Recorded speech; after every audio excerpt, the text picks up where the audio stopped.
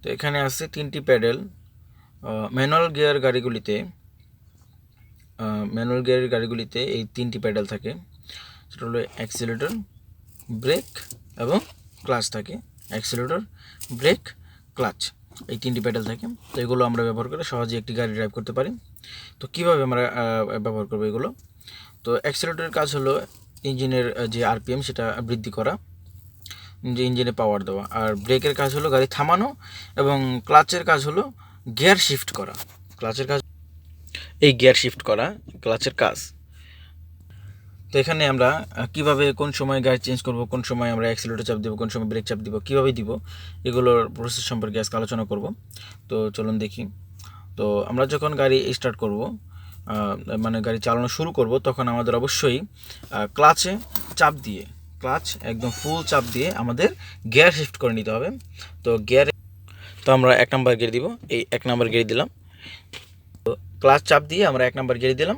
এবার আমাদের যেটা করতে হবে, আমরা এখানে অনেকেই ভুল করি, আমরা আগে ক্লাচ ছেড়ে দিই, হ্যাঁ, অথবা আমাদের আগেই অ্যাক্সেলেরেটর দিয়ে অনেক বেশি ক্লাচ না ছেড়ে।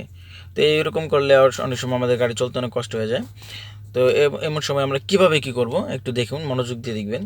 তো এই অবস্থায় আমরা বিগিনার যারা শুরু থেকে যারা শিখতেছি নতুন একবারে, তাদের জন্য মানে আমার ওয়ে এটা, যে অ্যাক্সিলারেটরের আগে আরপিএমটা আমরা নিজেরাই চেক করে নেব, নিজেরাই আগে শিওর হয়ে নেব যে আসলে আমরা অ্যাক্সিলারেটর চাপ দিয়েছি কিনা দিইনি।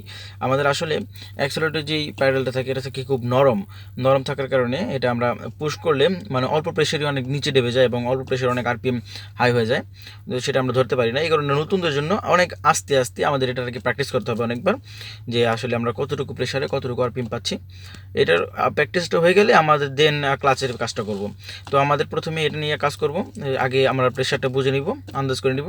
তো আন্দাজ করার পরে আমরা আগে ডান পা পুশ করে হালকা করে আরপিএমটা একটু বৃদ্ধি করে নিব। এটা আমরা কীভাবে করব দেখব। আমরা নর্মাল যে সাউন্ডটা আছে গাড়ির স্টার্ট অবস্থায়, সেই সাউন্ডের সাথে কম্পেয়ার করব যে চাপ দিলে পরে কতটুকু আওয়াজ বৃদ্ধি পায়। তো তখনই আমরা বুঝতে পারবো আসলে যে আমাদের চাপটা কতটুকু পড়তেছে কি পড়তেছে না। বেশি হলে তো বুঝতে পারবো অনেক বেশি পড়ছে, আর কম পড়লে তো অবশ্যই আমরা বুঝতে পারবো যে না একদম অ্যাকুরেট আছে। তো এই অবস্থায় আমরা অ্যাক্সেলেরেটর দিয়ে হালকা আরপিএমটা বৃদ্ধি করে নিব। তারপর আমাদের যে কাজটা থাকবে, ক্লাচটা আমরা আস্তে আস্তে ছাড়বো।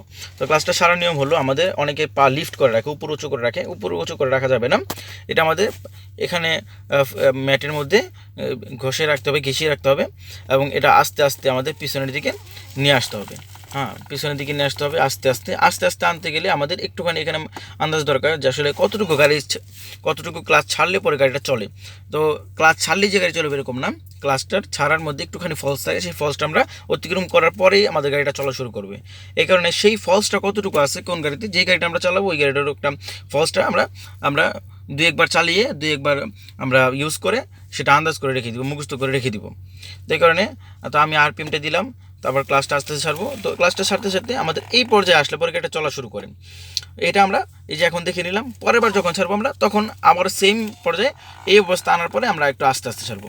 তো যতটুকু ফলস আছে গাড়ির, যেই ক্লাচের যে ফলসটুকু আছে সেই ফলসটুকু আমরা তাড়াতাড়ি ছেড়ে দিব, কোনো সমস্যা নেই। কিন্তু যখন চলা শুরু করবো তখন আমাদের গাড়িটার ক্লাচটা আরও খুব ধীরে স্লোলি ছাড়তে হবে। তো তখনই আমাদেরকে এটা আস্তে চলা শুরু করবে। আমরা এখানে মানে আনার পরে হঠাৎ করে ছেড়ে দিব না, বা আচমকা ছেড়ে দিব না। ছেড়ে দিলে কী হবে, আমাদের অ্যাডজাস্টমেন্টটা নষ্ট হয়ে যাবে, যার কারণে গাড়িটা হঠাৎ করে বন্ধ হয়ে যেতে পারে অথবা হঠাৎ করে স্পিড পেয়ে যেতে পারে। এই কারণে আমাদের খুব স্লোলি চালানোর সময়, গাড়ি ড্রাইভ করার সময় খুব স্লোলি আমাদের এগুলো ইউজ করতে হবে। আরপিএম আগে দিব, ডান পা আগে ইউজ করবো আগে হালকা আরপিএম দিয়ে, তারপর বাম পাটা আস্তে ছাড়তে থাকবো। দেখবো আমরা কোন সময় গাড়িটা চলা শুরু করে, তখন ওইটি আমরা কপি করে দেবো, ওইটা আমরা নোট করে রেখে দেবো আসলে এই পর্যন্ত চালিয়ে গাড়ি চলে। তো তখন পরবর্তী সময়গুলিতে আমরা ওই পরিমাণ এনে নিই, আস্তে ধীরে ছাড়বো। তো এইভাবে আমরা অ্যাক্সেলেরেটর এবং ক্লাচের অ্যাডজাস্টটা সুন্দর করে করতে পারি। তো এভাবে আমরা যদি সঙ্গে চালাচ্ছি চলছে গাড়িটা।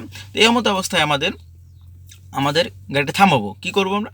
তো এখানে কয়েকভাবে অনেকেই দেখায়। তো যেটা হলো যে আগে ব্রেক তারপরে ক্লাচ। তো আমরা যারা নতুন লার্নার আছি তাদের জন্য আমি বলছি, প্রথমে আমরা কি করব, বাম পা ফুল চাপ দিব, ডান পা ছেড়ে দিব।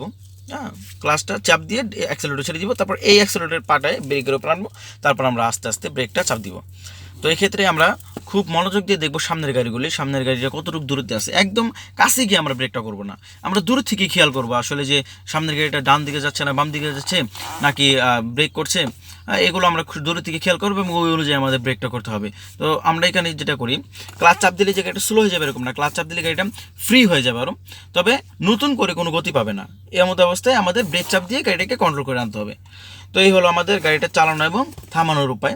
থামাতে গেলে অবশ্যই আমাদের সুন্দর করে এগুলো ব্যবহার করতে হবে, কিন্তু ক্লাসটা চাপ দেওয়ার সাথে সাথে এটা চাপ দেওয়ার সাথে সাথে এটা ছাড়তে হবে। আমরা কী করি, অনেকে এটা চাপ দিয়ে কিন্তু এটা ছাড়ি না, না ছাড়ার কারণে কী হয়, আরপিএমটা রয়ে যায়, যার কারণে গাড়িটা একটু হাই একটা আওয়াজ নয়েজ দেয়।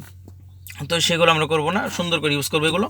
তো এ হলো আমাদের প্যাডেলের ব্যবহার, এগুলো সুন্দর করে ব্যবহার করে আমরা গাড়ি ড্রাইভ করবো এবং সেফলি ড্রাইভ করবো। Thank you.